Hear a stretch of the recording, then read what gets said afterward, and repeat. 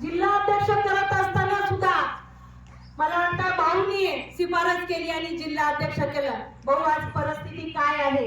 आज माढा मतदारसंघामध्ये किती आपले आमदार आले, किती आपले खासदार आले आणि किती नगरपालिका नगरपंचायती आल्या।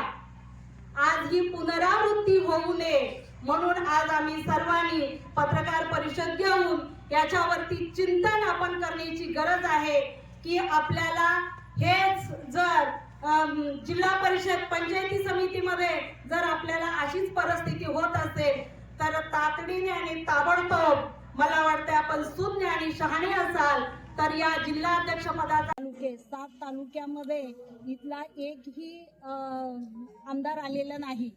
तसंच माढा मतदारसंघातले खासदार तेही आलेले नाहीत आणि आज नगरपंचायत नगरपालिका इथली एकही आलेली नाही। मग यांचं कार्य काय?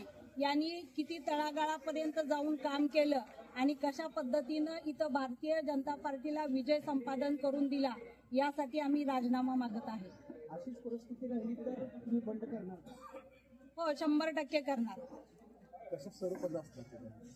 अशीच परिस्थिती राहिली तर आम्ही पक्ष श्रेष्ठीकडे आम्ही जाऊ, सर्वजण तालुक्यातले जिल्ह्यातले सर्व कार्यकर्ते आणि त्यांच्याकडे आम्ही जिल्हाध्यक्षाचा तर राजीनामा मागूच। जर नाही जिल्हाध्यक्षाचा राजीनामा दिला तर आम्हाला काम करण्याचा सुद्धा अधिकार नाही, कारण आम्हाला हा अपमानित परिस्थिती आम्हाला जी दर्शवते ते आम्ही परत काम करून आम्ही अपमानित होणार नाही। याबाबत वरिष्ठांना काय लेखी कळवणार? वरिष्ठांना लेखी आम्ही पूर्वीही कळवलेला आहे आणि आताही आम्ही कळवू।